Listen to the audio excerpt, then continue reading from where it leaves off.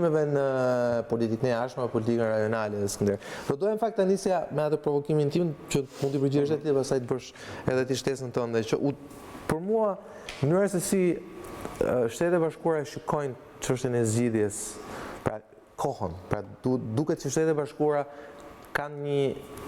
duan një ritë më të shpejtë. Ndoshta brenda vitit duan një marrëveshje përfundimtare, ndoshta para zgjedhjeve të nëntorit në Amerikë, pra duan një dekorat tjetër në gjoksin e presidentit Trump në këtë fushatë elektorale të ngarkuar të tij. Të paktën nga mënyra si foli zoti Kurti pas takimit të parë me ambasadorin Grenell, u duk që pozicionet ishin spaku të kithta, nuk po them të kundërta, po të kithta, pra nuk ishin të përkundrejta, nuk shkonin as paralel bashkë. Dhe nuk e di pse më duket sikur kjo lloj mospërputhje qëndrimesh i mbivendoset ose i nënvendoset kësaj krize sallonesh politike në Prishtinë për momentin. Sokol, për ta filluar shkurtimisht tek provokacioni pyetja jote, që është me drejtë themun, kur Donald Trump fitoi në nëntor 2016, u kujtua se ai nuk do të kishte një politikë të jashtme për këtë pjesë të botës. Shumë i impenjuar në atë që konsiderohet si të qenit një business oriented, pra të orientuar drejt rishikimit më së shumtit marrëveshjeve ekonomike në Amerikën Veriore, por edhe disa marrëveshje tjera që kishte lënë qeveria Obama me vende asiatike, marrëdhënie tregtare me Kinën etj, po. Dhe shumë pak i fokusuar mbi çështjet evropiane, madje një lloj politike përbuse, doni të jeni në NATO, duhet paguani etj. Duhet të rikonceptojmë aleancën e nuk është më Evropa qendra gravitetit. Domethënë, kishte një kujtoje se nuk do të kishte një politikë evropiane të mirëfill dhe aq më pak ballkanike si një rajon brenda Evropës. Po përkundrazi, u pa që të dërguar special në u pa që me atë që përflitej dhe unë këtu do të doja t'i merr një mendim edhe zotit Hoxhaj, ndjes për pyetjen e gjatë, me atë që përflitej si projekti i korrigjimit kufitar fillimisht dhe më vonë dhe me procese të tjera për të ardhur deri tek ajo që ti e kujtoje në editorial me drejtë, vendosja brenda pak orësh e një linje ajrore shumë kontroverse në kushte të tjera dhe pa debat për shkak të ndërhyrjes forte edhe të presidentit vetë. Dhe përshëndetën të gjithë ata që kundërshtonin Mini-Shengenit, ndërkohë ajo praktikisht unë duhet ta sjell pra logjike e asaj në terrenin kosovar duke ju drejtuar Zëvendëskryeministrit që të na jap një mendim rreth asaj që mund të ishte një politikë e re jashtme e qeverisë që po pritet të vi, në sensin që nëse qeveria ku ju jeni pjesë shkoi deri tek taksa shumë e debatuar ndaj Serbisë, tek kontestimi i hapur i kryeministrit për atë që shihej si korrigjim kufitar, por edhe i shumë komponentëve të tjerë politik në Prishtinë, unë pyes me veten time dhe dëshiroj një mendim dhe nga ju, cili do të ishte qëndrimi i ri në politikën e jashtme të qeverisë së ardhshme Kurti për çështje të tilla siç është dialogu me Serbinë që sapo tham, Shengeni Ballkanik, taksa ndaj që përfshihet këtu 100% ndaj produkteve serbe. Pra gjitha këto temat nxehta, sipas jush, si do të menaxhoheshin nga një ekzekutiv i ri që do të kishte, dhe ju e thoni me drejt, një kryeministër gjithfuqishëm sepse i tillë është kushdo qoftë, pavarësisht nga emri, por që do quhesh Albin Kurti, i cili në thelb konteston shtetin kosovar, flamurin, se ka qef etj. Ka një politikë josh të pambaruar ndaj negociatave me Serbinë, pra një qasje shumë agresive që Sokoli e vuri re me drejt duke që edhe amerikanët, nuk është sekret, besoj unë, nuk është se e duan. Ishte publike, reagimi zotit Kurti, një timonier të tillë të anijes në një kohë kaq delikate kur kalon në përshkëmbi të nënujshëm. Pra ju si e shihni këtë? Nuk di se si do të sillet qeveria ardhshme apo zoti Kurti si kryeministër për tema të tilla. Me që deri me tash nuk kem pas asnjë pjesë të programit i cili do të mund të botojnë e media para se të miratohet në kuvend se cili do të jetë qëndrimi i tyre për dialogun dhe për shumë tema. Diçka dihet që procesi është kundërshtuar nga ta, marrëveshjet janë kundërshtuar deri më tash. nga ta, përderisa Lidhja Demokratike e Kosovës ka qenë në qeveri me ne dhe ka pas një rol krejt tjetër.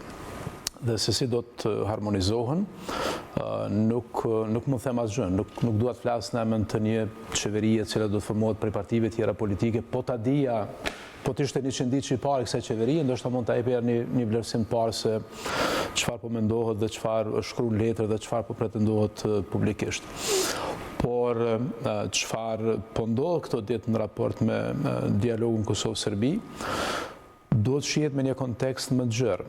Ne në këto 4-5 vitet e fundit, prej 2014-ës, kem kërkuar që të afatizohet dialogu Kosovë-Serbi.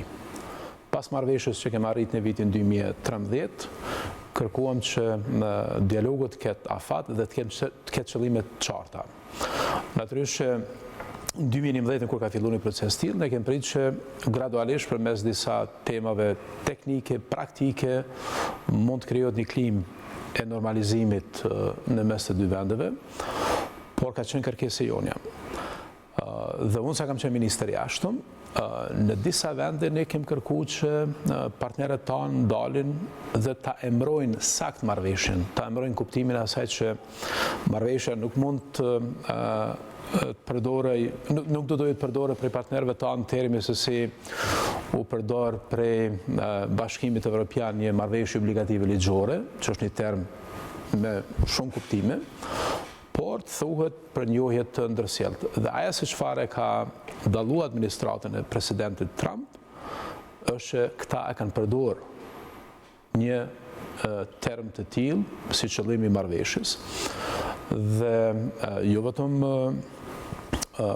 reagimi i tij kohëve të fundit në Twitter mas arritjes së marrëveshjes për linjen e fluturimeve ajrore Prishtinë-Beograd. Por ju dini që në dhjetor të 2018-ës ai dërgoi një letër presidentit Thaçit dhe presidentit Vučić, e cila në histori të raporteve të Kosovës me Shtetet Bashkuara të Amerikës është e barabartë me atë paralajmërimin e famshëm të presidentit Bush në vjetër në atë dytën. Është njëri për vijën e kuqe, është njëri prej dokumenteve më strategjike.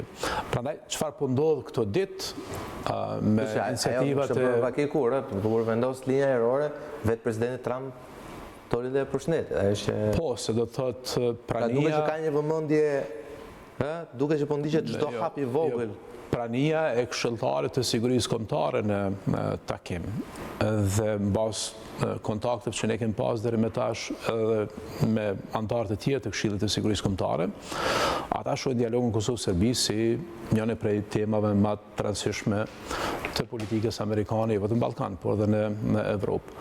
Po mandej edhe emërimi i zotit Grenell si përfaqësues i veçantë për dialogun Kosovë-Serbi, edhe ambasada amerikane në Berlin e ka një parahistori se këtë poste ka pas në kaluarën. Angazhimin e tij për Ballkan kaluarën e ka nisur Holbroku, dhe ai ka qenë ambasador në Berlin para se të kalon në postin e dërguarit posaçëm për Bosnjën. Kështu që është një situatë krejt e re politike ku mendoj që Kosova duhet ta shfrytëzojë. Është në interes Kosovës që ta përmbyllë këtë proces tillë. Po se si do të sillet qeveria e ardhshme, mund të debatohet. Tek marrëveshja për linjen ajrore Prishtinë-Beograd, unë shoh disa përparësi, mund të debatohet, por përparësia e parë është që e kem një mundësi pas 21 vitësh që të fluturohet Prishtinë-Beograd dhe nga Beogradi dikun tjetër, apo Rasjelltas. Në dy, nuk mund të ndodhë që në këto fluturime do të fluturojnë vetëm me kartat e identitetit, duhet ta përdorim pasaportin e Kosovës, që është ka më rëndësi për raportet tona bilaterale me Serbi. Në tre, kjo do të mundëson edhe normalizimin e hapësirës ajrore të Kosovës. Se ne ende se kemë sovranitetin e plot mbi hapësirën ajrore të Kosovës. Kjo është në mbikëqyrje të NATO-s.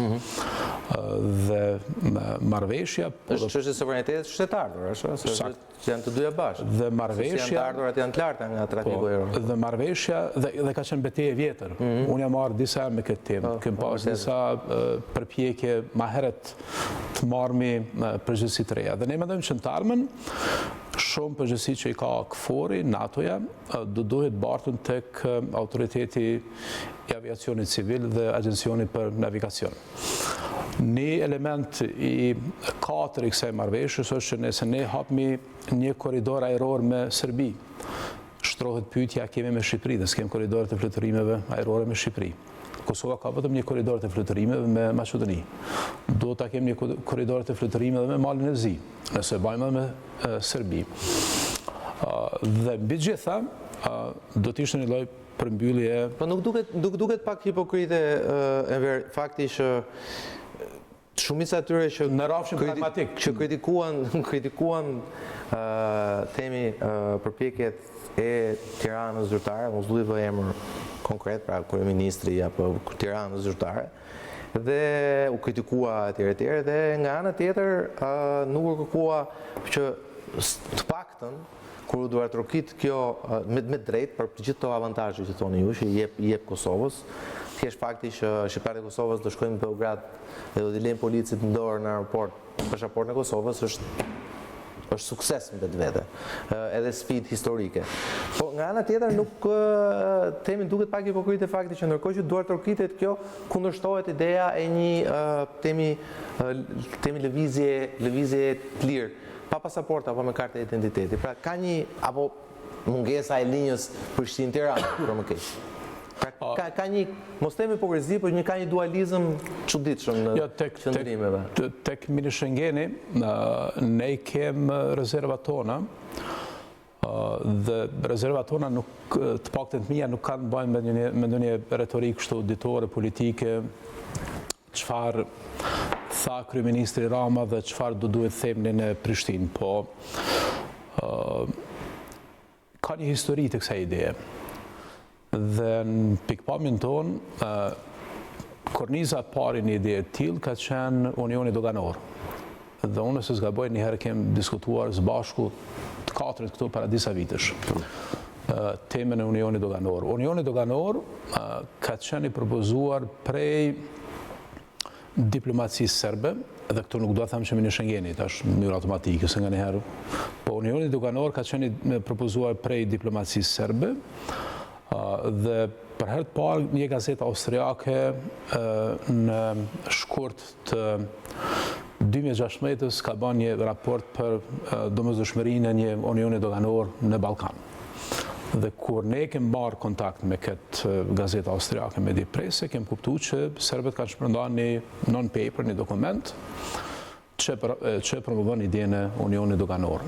Mandej pjesa e dytë e një koncepti të njëjtë ka qenë zona Përbashkët Ekonomike në Ballkan, të cilin ne pashtu kemi kundërshtuar. Dhe së treti është ideja e Mini-Shengenit.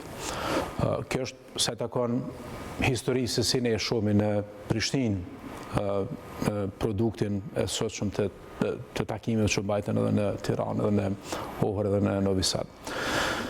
Së dyti, të tre kryeministrat folin për katë liri, lëvizjen e lirë të njerëzve, të maldrave, të shërbimeve dhe të kapitalit.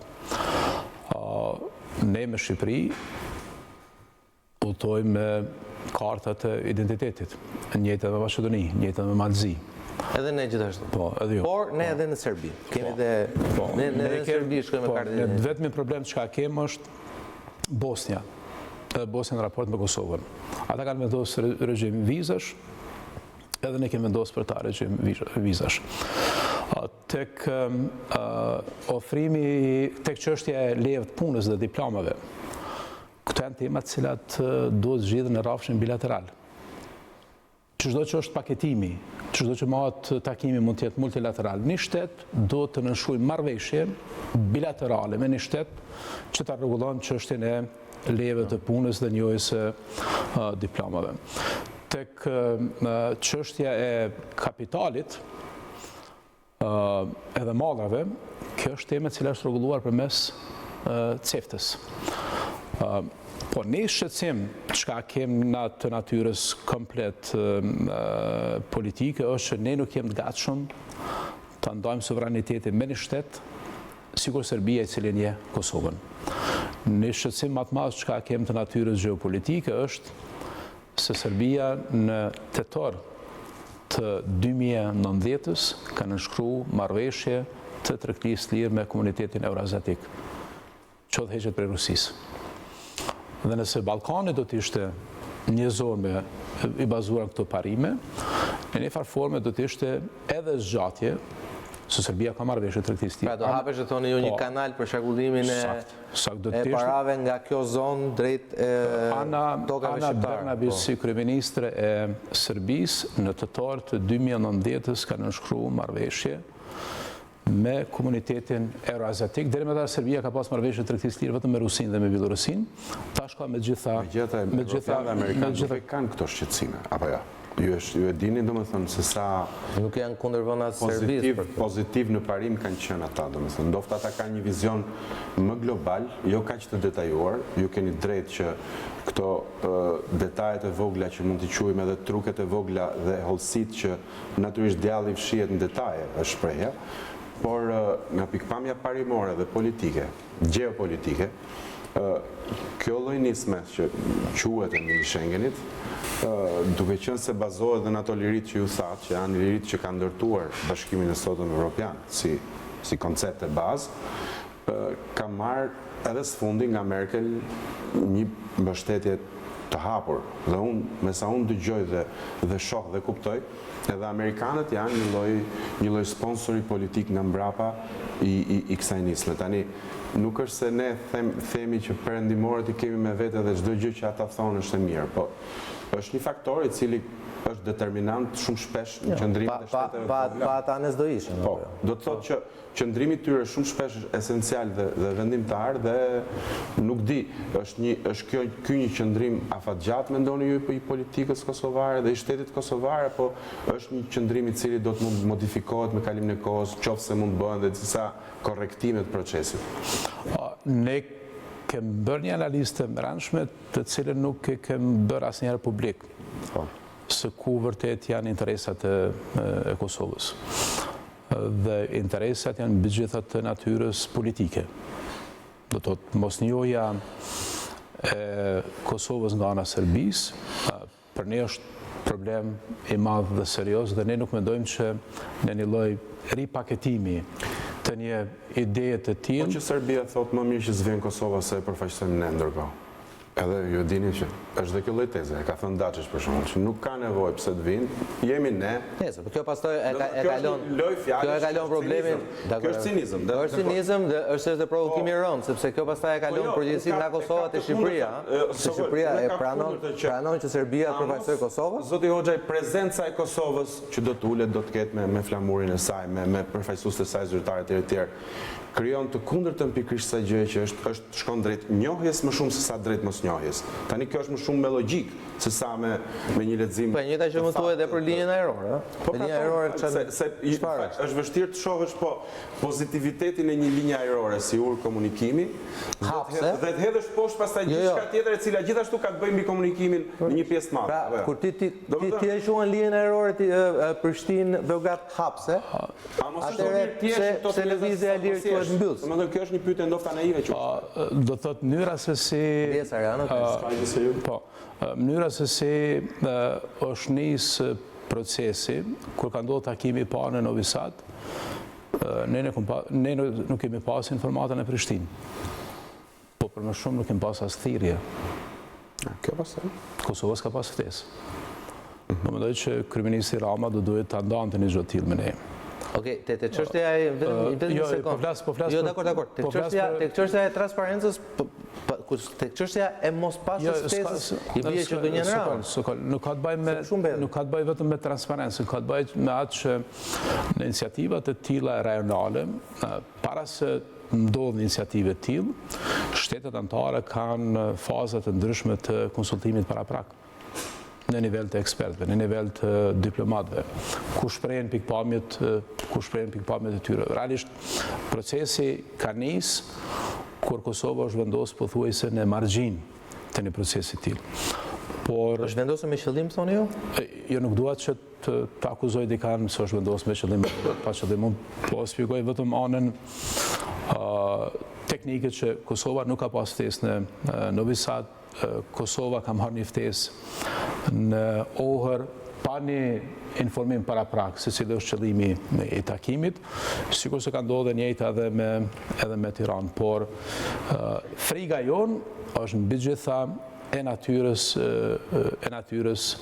politike. Ne mendojmë që nuk do duhet ulmi në një grupim jo formal të shteteve, kjo nuk është organizatë, në një aleancë të shteteve për disa tema, para se Serbia të zgjidhë disa tema bilaterale me ne. Ndërsa për shumë tema të cilat Shengeni menon që do duhet t'i adreson, ne kemi bërë marrëveshje me Serbi për lëvizje të lirë. Ne kemi bërë marrëveshje me Serbi për diploma, se ka respektuar asnjëherë. Dhe nëse ndodhen takime të tilla, realisht i bjerë edhe shfuqizim, apo jo shfuqizim, po më shumë në nënvlerësimin e marrëveshjeve që kemi arritur më tash me Serbi. Por frikën e kem mbi gjitha për atë që ne nuk jemi të gatshëm ta dajmë sovranitetin tonë me dy shtete, edhe me Serbinë dhe me Bosnjën, të cilat nuk e njohin Kosovën, dhe mos ta dimë se në çfarë projekti politik po hym. Edhe Malizi ka pas hezitime për një temë tillë. Edhe ka pas reagime të forta nga Gjokanović dje sot. Po, Arjan Djes. Jo, nuk ka problem. Atëherë në fund kemi qenë këtu bashkë me zotin Hoxhaj. Zoti Hoxhaj na ka falë një libër tij, na ka dhuruar, të paktën mua, po besoj gjithë këtu ngritej një shteti. Unë kam lexuar me njerëz sepse më intereson involvimi në problematikat e Kosovës, dhe zoti Hoxhaj aty mes shumë parimeve që janë themelore në diplomaci për marrëveshje mes shteteve, thoshte që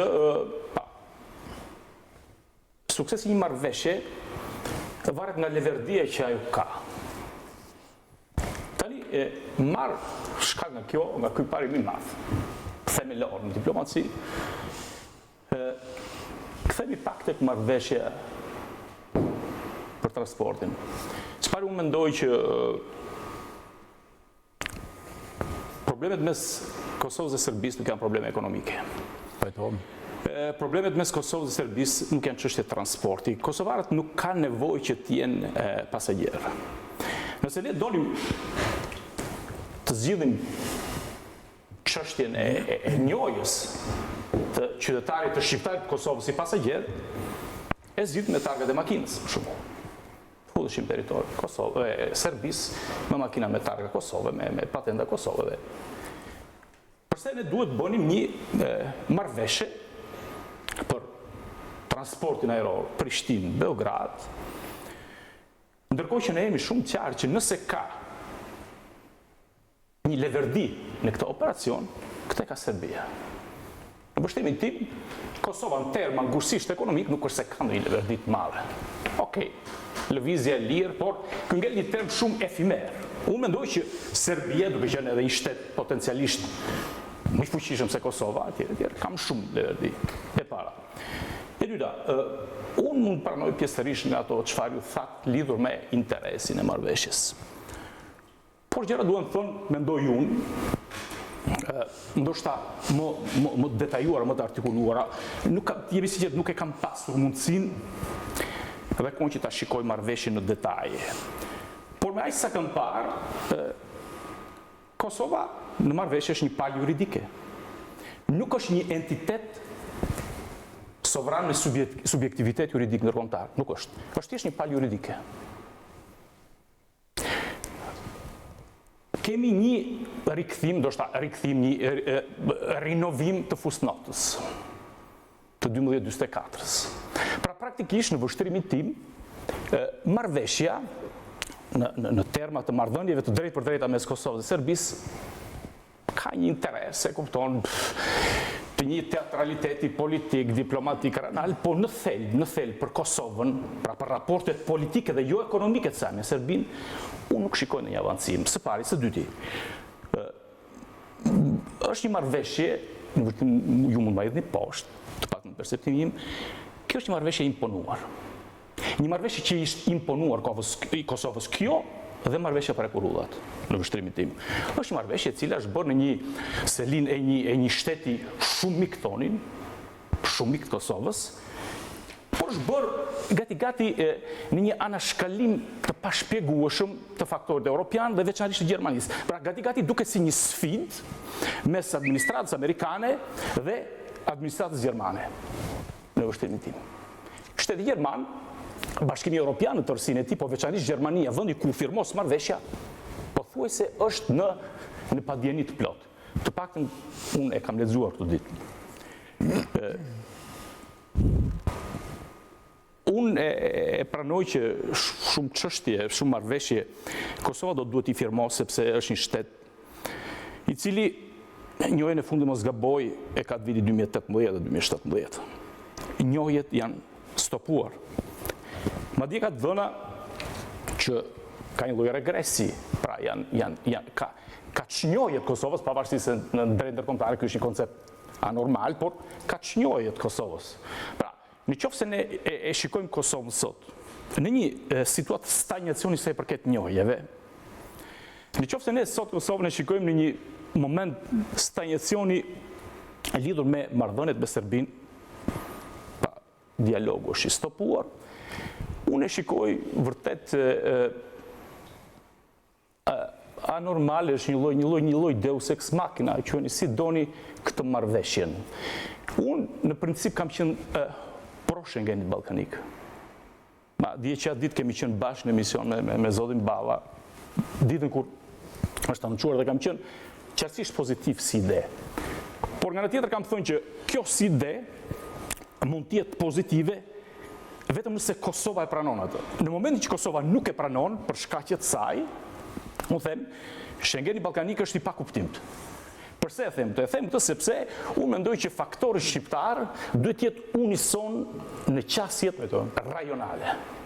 Në ekuilibrat rajonal ne duhet të qasemi si faktor shqiptar, me diferencat që mund të kemi me ndryshimet ekonomike, me ndryshimet që mund të kemi të lidhur me doganat, me etj, por sa i përket çështjeve që atakojnë në mënyrë të drejtë për drejtë interesat e Kosovës, unë them që faktori shqiptar duhet të qaset në mënyrë të unifikuar.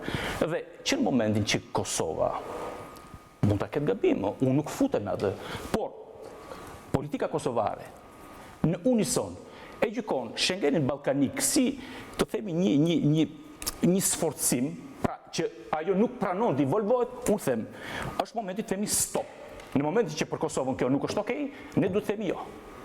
Sepse nëse ne do të avancojmë në pozicionin tonë të ndarë, po ecim ne, dhe Kosovën ta lëm të izoluar, çfarë do të bëjmë? Ne do të krijojmë thjesht, do ta lëm Kosovën në një enklav ballkanike, ashtu si Serbia në mënyrë indirekte, ashtu si Serbia po e trajton. Sepse unë kur lexoj këtë marrëveshjen mes Serbisë dhe Kosovës, mua më duket sikur kemi një rikthim tek marrëdhëniet mes Serbisë dhe Krajinës Autonome të Kosovës. Ajo çfarë unë do pretendoja në këtë marrëveshje ishte, sepse pse bëhet unë do toja që shteti Kosovës, qoftë edhe në mënyrë indirekte, të kishte një lloj pranimi, por nuk është sokol. Më vjen keq, nuk është marrëveshje. Zoti Hoxha është këtu, nuk është marrëveshje. Kosova trajtohet si një palë juridike. Unë e pranoj kur firmosim mësan, pa marrëveshjen e asocim stabilizimit, është bërë një kapërcim, një akrobaci diplomatike, sepse ne dim shumë mirë se si Kosova e anashkaloi procedurën normale për të firmosur marrëveshjen, por e pranoi raport me Europën.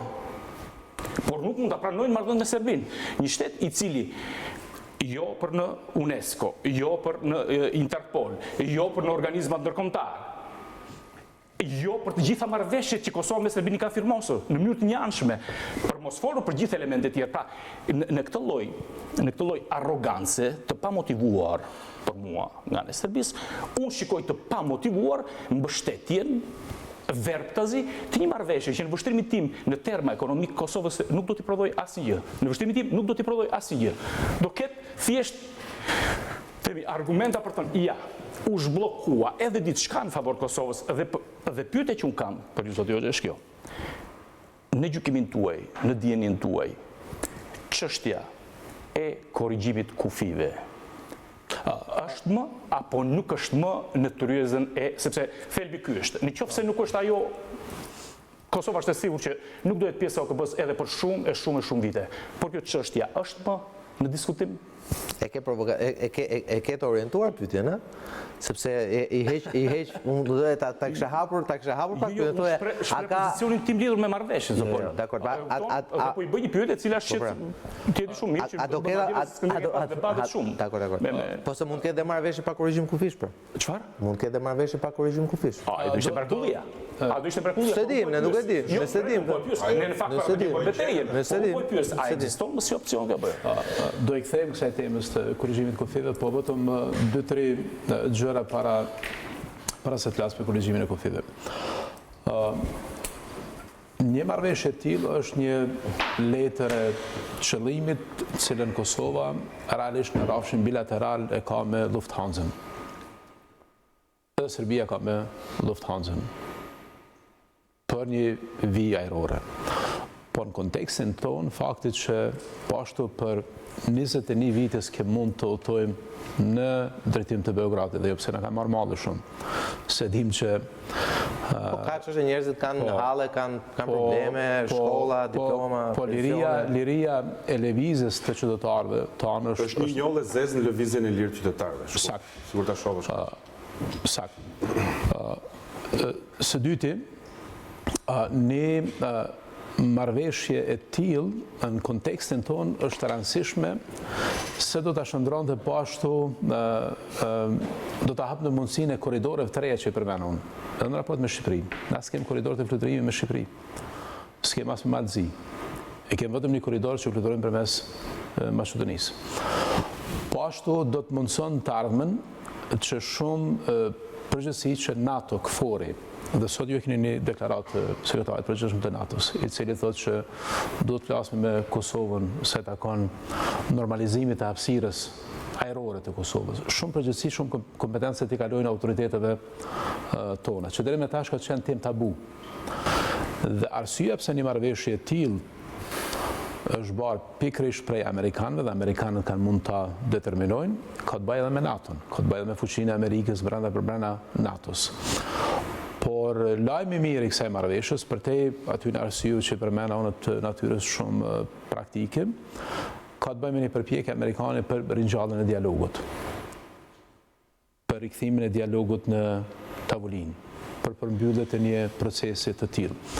Sigurisht që nuk mund të presim që në shkurt mund të kenë ndonjë befasi të madhe apo në mars, por unë mendoj që në verë mund të ketë ndonjë situatë, ndonjë pikë kthese ku mund të arrijë një marrëveshje të madhe mes Kosovës dhe Serbisë dhe ta mbyllë këtë çështjen e normalizimit të raporteve, cila që 10 vite e shpenzon energjinë të qeverinë. Kurtoni marrëdhënie të madhe, zoti Hoxha, pra marrëdhënie të njohjes reciproke? Po, patjetër. Kush janë brenda qershorit? Kush janë sipas jush vjet e kuqe në dialogun në Serbi? Çfarë ju nuk jepni? 3 pika 4. Te kush i vendos vijat e kuqe? Tu vim dhe këtë pyetje Arianit për korrigjimin territorial. Pyetja është kush i vendos vijat e kuqe? Atë e tha zoti. Prishtina i vendos Beogradi apo i vendos Washingtoni? Secila palë shkon në projektin e vet aty apo jo? Dhe puna kush vendos vijën e kuqe? Dakor, pra. Se projekti është një vijë kuqe tjetër. Po, dakor. Ne në vitin e kaluar kemi miratuar në Kuvend të Kosovës një platformë të gjitha partive në politikën qeveri, edhe të Partisë Socialdemokrate të zotit Shmend Ahmeti, i cili ishte në opozit në Kuvend, ku realisht kemi vendosur parimet qarta dhe qëllimet qarta se çka pret Kosova në dialog me Serbi. Unë nuk mendoj asnjëherë në asnjë rrethon që do të diskutohet për sovranitetin e Kosovës apo për kufit e Kosovës. Do të thotë pyetja juaj, është korrigjimi kufive në tavolinë? Jo. Unë nuk mendoj që unë jam i mendimit që edhe në 2018-ën edhe në 2019-ën nuk ka qenë në tavolinë. Ka pas disa deklarata të presidentit Thaçi në konferenca shtypi të organizuar nga në Prishtinë, ka pas 2 deklarata në disa konferenca ndërkombëtare, sigurisht në forum Alba dhe në vende tjera, por por nuk ka pas një politik shtetënore, nuk ka një dokument shkruan as nga ana presidentit Thaçi, as nga ana qeverisë Kosovës, as nga ana e kuvendit të Kosovës, në një platformë e miratuar se pritja Kosovës në dialogun Kosovë-Serbi është të ndodhë korrigjimi i kufive. Presidenti e ka thonë presidenti i Republikës, dhe po të shikosh trajektoren, sepse mua më kujtohet një deklaratë e zotit Thaçi në vitin 2011 në Parlamentin e Kosovës dhe ka thënë nuk mund të konceptohet në asnjëherë thanë që ne të bëjmë diskutim territorin e Kosovës me një deklaratë në vitin 2018 në Albek në Austri, që thoshte ne po eksplorojmë çdo lloj mundësie për të arritur një marrëveshje me Serbinë, përfshirë edhe korrigjimin e kufive. Pastaj erdhi në emision Është një trajektore. Erdhi në emision të ne dhe foli për tre fshatrat e tre komunat e famshme. Pra është një trajektore e cila e ka thënë presidenti i Republikës. Ky është shqetësimi, nuk është se ka thënë një politikan ku e diun i vis 3 4. Në qoftë se unë e them këtë gjë, e them thjesht, por nuk besoj që është vetëm shqetësimi. Jo, nuk po them që nuk e ka thënë zoti Thaçi, ka thënë zoti Thaçi, ka thënë Prishtinë, ka thënë tek ju, e ka thënë edhe disa qendra tjera ndërkombëtare, por çfarë po synoj të them është që për një temë të tillë duhet qasje më të gjerë.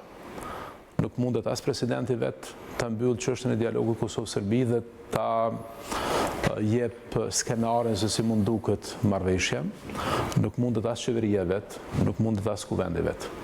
Dhe unë mendoj që ka parti politike cila një gjë të tillë pranon. Mu më është dash nga ana Partisë Demokratike, cilën e ka themelu zoti Thaçi me shumë shok, pas 2-3 javësh dalë qëndrim në emën të PDK-s dhe thamë që qëndrimi jonë është tërësia territoriale dhe përmbyllja e shtetëdërtimit. Pra i dole të kundër zoti Thaçi apo? Ky ka qenë qëndrimi i PDK-s dhe ky është qëndrimi i PDK-s.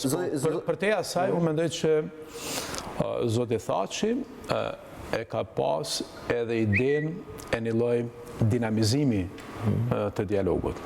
Sa se çfarë ka përcjell jetën tonë politike është që ka pas njerëz që janë kundër korrigjimit të kufirit si retorikë politike ditore, por nuk kanë guxim me marrë drejtimin e dialogut, nuk kanë guxim me mbyll një proces të tillë. Dhe gjëja më e lehtë është që të bën politikë përmes rrjeteve sociale, thu korrigjimin e kufirit po dhe heq ky ose po dhe heq ai, dhe të njëjtën kohë ta bllokon një proces i cili në pikpamjen time është në interes të Kosovës, është në interes të Kosovës në mbylljet kjo temë, është në interes të Kosovës që ta ngrismi flamurin në OKB. Nëse pranoni këtë, atëherë pranoni që, domethënë, kjo marrëveshje nuk do jetë në interes të Serbisë. Apo. Pra nëse thoni që kjo marrëveshje do të jetë në interes të Kosovës, automatikisht kjo nuk është në interes të Serbisë. Jo, në interes të Kosovës ta shpjegoj kontekstin se ndoshta po nënkuptoj, po nuk po e... Se puna është nëse nuk është në interes Serbisë, si do bëj dakord Serbia? Për shembull hyrjen BE, e cila është thënë qartë që pas zgjidhur statusin, çështjen e dialogut dhe marrëdhënieve me Kosovën nuk hyn BE. Nëse në tratatet europiane do ta Përfitimi i Serbisë, apo jo? Po, nëse flasim për... Jo, as edhe a prisni, a do të ishte në këtë sens Kosova nuk do ishte kundër për shembull një përsëritje të asaj që bëri Trump me Netanyahu që ta bënë në këtë rast. Jo, mendoj që është gjeografi tjetër dhe çka kam pa në politikë të jashtme. Gjeografi tjetër mund të jetë për ne, zoti Hoxhaj, po për një president i cili ofron 50 miliard dollar për të blerë paqen në linjën e mesme dhe ofrohen para për të blerë Groenlandën, nuk besoj që për të do të ishte një tabu që t'i vinte një çmim financiar dhe një marrëveshje midis Kosovës dhe Serbisë. Nuk e besoj. Nuk besoj. Çfarë besoj është që marrëveshjen cilën do duhet ta nënshkruajnë Kosova dhe Serbia, që duhet patjetër ta ketë mbështetjen amerikane, mund të ketë ndonjë komponent se si do të shihet zhvillimi ekonomik. Në këtë kuadër e kishte edhe ofertën për Palestinën. Pas arritjes së zhvillimit ekonomik, kjo e kishte. Në fakt kjo është marrëveshje për Izrael, në fakt. A do të ketë ndonjë paku të zhvillimit ekonomik, do ta shohim një gjë të tillë. por tek dialogu është shans nëse Amerikanët, çfarë po shihet që kanë vëmendje 2020-ën, që ne ta mbyllim këtë temë. Ku është interesi i Kosovës? Interesi i Kosovës është ta përmbyll shtetërtimin. Na mund ta përmbyllim vetëm kur do ta shohim flamurin e Kosovës të ngritur në OKB. Qeveria ardhshme do ta shtyjë këtë temë, se ku do të mbesmi masane në... Qeveria ardhshme, thoni ju. Atëherë unë kujtoj çfarë ka thënë në emision me mua Albin Kurti. Nuk duhet lejuar Vučić që t'i keq përdor takimet dhe duket normal. Nuk është i kualifikuar Vučić që t'jeti barabartë me ne. Vučić duhet na kërkoj falje, ka thënë zoti Kurti. Përpara dhe në fakt ka një korë të tërë politikanësh dhe njerëz publik që janë bashkuar zotit Kurti. Pra, këto ngarkesat emocionale të justifikuara, të argumentuara, mund të ndikojnë apo do të jetë një vendim i ftohtë, një vendim që vjen nga Washingtoni dhe ku palët thjesht do mbyllin sytë do fermosen? Ja, mendoj që do të ketë proces të negocimit. Do të shohim se cilat tema janë në interesin tonë. Po nëse nuk ka negocim kufish, pra nëse nuk ka korrigjim kufish, nëse nuk ka çfarë do negocione atëherë? Fillimisht do ta kem... Sepse marrëveshja nuk kupton njërin reciprok apo? Po, patjetër. Dhe për ju, edhe për gjithë ne, në momentin që thotë Serbia në Kosovën, mirupafshim, shtetet të mira. Po çfarë do negocioni tjetër? Në momentin që s'ka territora për negociuar. Komunitetet serbe. Ajo se çfarë tha Skënderi është edhe në interes të Serbisë që ta mbyll këtë temë ne. Dhe nuk mendoj që këtu tema është se kush çfarë kompromisi po bën dhe kush çfarë pazare po bën me qëllim që të ketë një marrëveshje Kosovë-Serbi. Natyrisht që duhet të adresohen disa prej temave kyçe që janë për neve. Për shembull, ka tema që janë për shkak të kaluarës tonë. Qoftë pagjeturit, qoftë dëmet e luftës, qoftë reparacioni, qoftë suksesioni, janë tema të cilat duhet të ketë një marrëveshje e tillë. Tek njohja ndërsjellë, kjo është kryetema. Aspektet sigurisë... Sot edhe Ramushit, a heqim, sa të në njohë Kosova, e heqim të ata. Aspektet e sigurisë janë po ashtu tema cilat... Komunitetet etnike në dy anët. Komunitetet etnike në dy anët, bashkëpunimi tregtar. Këto janë pretendimet e Kosovës. Po pretendimet e Serbisë të cilat Kosova imagjinon se çfarë mund të jenë, se ky është diskutimi. Sepse unë e kuptoj që okej, për arkiva do pretendoni, për suksesionet, për dëmet e tjerë, jam dakord. Por ju do dialogoni me një palë e cila ka qenë shumë e qartë në pozicionin e saj. Dhe unë jam dakord me ato që thosin deri që ora zotëri, ata nuk i lënë traktatet europiane. Nëse nuk zgjidhin çështën e kufile, nuk futeni tek ne, thotë Europa. Por ata kanë gjetur rrugë të tjera. E drejtë Europa. Kanë firmosur ata. Dhe e drejtë Europa, s'ka problem. Sa po thatë? Me Euroazin ecin, me Rusin kanë marrëdhëniet. Pra ata kanë një rrugë dalje. Kosova është unilaterale, ka zgjedhur që të jetë qartëzi properdimore. Mirë po, a kemi më në diskutim pretendimin serb që, zotërin dashur, ato komunat sipër, të cilat janë komuna të populluara në një pjesë të madhe nga serb, t'i kalojmë këtej? Ndërkohë arri marrëveshje për gjithë shka dhe cimë para, se ky është diskutimi. Në qoftë se ju keni pretendime. Arja, nuk besoj. Nuk është pozicion zyrtare i Serbisë ndrimi i territoreve. Unë nuk di, po kjo ka qenë është më shumë suazë në një përfolje të madhe se sa... Shiko, Skënder, nuk ka nevojë se... Skënder, qa përfolje më Skënder? Ne ullë presidenti i Kosovës tavolinë dhe në tha, unë kërkoj ta përshemë bëjnë. Sokoli, nuk është korrigjimi. Jo, Skënder, serbët nuk shtrojnë problemet kësaj natyre, më falë Skënder, sepse serbët nuk e njohin fare Kosovën si shtetë. A shiona thonë, ç'tu kërkojnë, ç'a do kërkojnë ata Kosovë? Njëris ndërsjell e thotë zoti Hoxhaj do vi. Jo pa dakord. Se edhe amerikanët që janë sponsor nga mbrapa, edhe evropianët nuk bëjnë gjysmë marrëveshje. Qofse do bëhet, do ketë një marrëveshje. Dakord, problemi janë serbët. Serbët nuk është problem Kosova në marrëveshje, janë serbët. Ka një benefit vetëm prej kësaj teme, e cila është diskutuar për një vit e gjys, që edhe shtetet e rajonit, edhe shtetet evropiane, po ato që se kanë njoftë Kosovën, sikur se Greqia, Rumania, Slovakia, Spanja, Çipër, kanë pas ma shumë frikë për një çështje tillë se sa ta njohin Kosovën territorin e saj dhe në kufit e saj. Domethënë nëse ka një benefit vogël të provokimit të menduarit në qendrat evropiane diplomatike, ka qenë kjo, se unë kam marrë disa telefonata prej mexhve të vendeve jo njoseve, të cilët kanë bashkëpunu shumë gjatë, të cilët e kanë pasi frikë të madhe nëse ndodhë një gjë e tillë. Por unë mendoj që debati, dhe nuk dua ta marr kërkan mbrojtje, dhe kanë këtë shkuptuam këtu për shkak të misisë që kam me presidentin. Debati ka qenë pagës, jo pagës, po ka qenë debati edhe në Prishtinë, edhe në Tiranë i thrymë shumë. Ka pas disa qëndrime të zotit Thaçi, po s'ka pas takime asnjëherë me Vučić për atë se si mund duket via kufitaren përputhje me konceptin e korrigjimit të kufirit. Nuk ka pas harta. Mund ketë pas dialogje sokratike në Prishtinë, nga për kafeteritë ndryshme të njerëzve të caktuar të cilët kanë thënë unë kam harta, unë jo. Nuk di se kontestoj, por nuk është kaq e thjeshtë. Dhe tjetra është mund t'ju thojnë edhe kolegët e tjerë nga qeveria e Kosovës, por nga qeveria e Shqipërisë, që asnjëherë partnerët tanë amerikanë me askë s'kanë folë për asë që ky duhet jetë skenari. John Bolton ka Këtu merr fund skemën që është kjo. John Bolton ka bërë deklaratë në Ukrainë, në mediat. Okej, në rregull, po ishte John Bolton. Bëri nga Ukraina, po diplomat lart amerikan këtu në Tiranë kanë thënë që në atë kohë, ne kemi qenë bashkë me Skënderin takim, kanë thënë që nuk ka lëvizje, pra janë në një linjë, Departamenti i Shtetit në këtë pikë është një linjë me këshilltarin e sigurisë kombëtare Bolton. Na u tha atëherë. Është duke kontribuar për shkarkimin e presidentit vet. Sot John Bolton është armiku, sot John Bolton është armiku pushtetit. Kushtet administratën Trump ndryshojnë.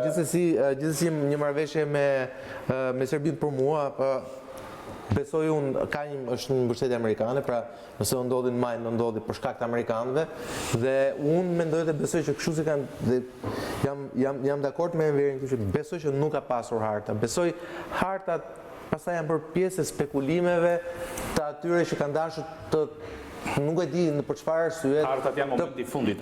Njerëz fillojnë nga hartat.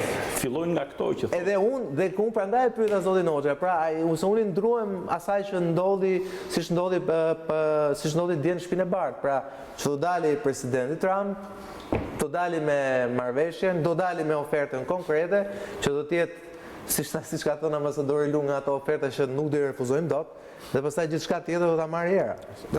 Pra, prandaj fola dhe pyeta për vinë e kuqe zotës Zëvendëskryeministri.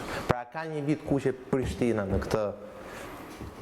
Nëse nuk ka vendimarrje totale, po ka një vit kuqe tot. Okej, deri këtu. Por kësaj nuk shkojnë. Vijat tona të kuqe kanë qenë dhe mbeten të njëjta në këto 10 vite të fundit sa kem negociuar me Serbinë, edhe pas shpalljes së pavarësisë, po 2 vjet pas shpalljes së pavarësisë. Në një sovranitetet dhe integriteti territorial është i paprekshëm, në 2 rendi kushtetues është po ashtu i pandryshueshëm. Në shkuptim. Po, kuptimin, për shembull, ne kemi bani marrëveshje për asociacionin e komunave me shumicë serbe, e kemi çuar në gjykatë kushtetuese, gjykata kushtetuese ka gjetë 23 shkelje, dhe ne kemi qenë në qeveri, dhe për neve vlerësimet e gjykatës kushtetuese janë rregull, dhe kemi bindë Bashkimin Evropian që ta respekton qëndrimin e gjykatës tonë kushtetuese. Pra, jo prekje të territoreve, jo asociacion? Asociacioni si marrëveshje është nënshkruar, por cila do të jetë dinamika e zbatimit të saj apo të tij, nuk e di, po si marrëveshje është nënshkruar, si marrëveshje duhet ishim të obliguar që ta zbatonim. Por parimet kryesore janë do të thotë jo ndryshim të kufijve, sovraniteti, integriteti territorial, edhe rendi kushtetues i Kosovës, dhe vije kuqe jonja është antarësimi i Kosovës nuk u bë dhe njohje eksplicite e Serbisë, se ka pas pikpamjet që mund ketë edhe ndonjë dokument marrëveshje të ndërmjet me panjohje.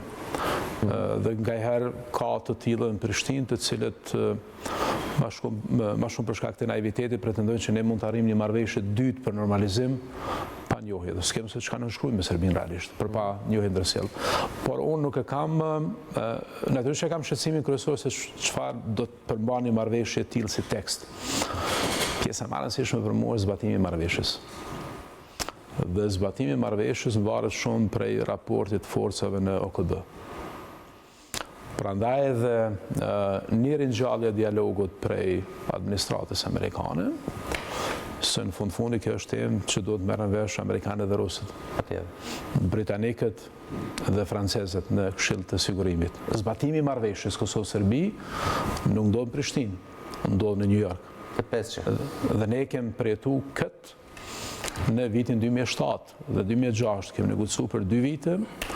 Në fund Rusia ka kërcënuar me përdorim vetës dhe ne kemi mbet jashtë sistemit ndërkombëtar. Prandaj zbatimi i marrëveshjes është pjesa më e rëndësishme, po kur tham që duhet të ketë marrëveshje në 2020-ën, nuk mendoj që duhet të ketë marrëveshje të keqe. Absolutisht jo. Nuk mendoj që duhet ta zëvendësojmë një përmbajtje jo të mirë të marrëveshje me Shqipërinë. Frika ime është që konteksti ndërkombëtar po ndryshon dhe ne mund të jemi pas 5 vitesh në një pozitë edhe më pafavorshme se sa jemi sot ndërkombëtare, se po ndryshon raporti i forcave, po ndryshon dinamika në Ballkan. Për shembull edhe ju e shihni ndrysh Mini-Shengenin prej asaj se si e shohim ne në Prishtinë dhe ne nuk e kultivojmë një kulturë politike përplasjes me Tiranën, mbas pakti unë e dëshiroj. Po ne shohim ndrysh në një proces tillë. Unë e shoh ndryshe edhe se si është Shqipëria interesi nacional. Unë mendoj që Shqipëria interesi nacional do ta ndajë në interesin shtetëror të shtetit shqiptar dhe në interesin kombëtar të shqiptarëve në rajon të Kosovës. Dhe shtylla e dytë e interesit nacional mendohet 2 herë. Po, një herë për shtetin dhe një herë për kombin. Dhe mbi gjitha për Kosovën. Dhe mbi gjitha për Kosovën. Tek shqiptarë tjerë, si më thonë, shtylla e parë e interesit nacional interes kombëtar Kosova është paternalizëm. Paternalizëm? Jo. Mos të rikthejmë asaj temës vjetër që kem pas në 4 para disa vitesh, po interesi nacional i Shqipërisë është interesi i shtetit shqiptar dhe shtylla e dytë është Kosova.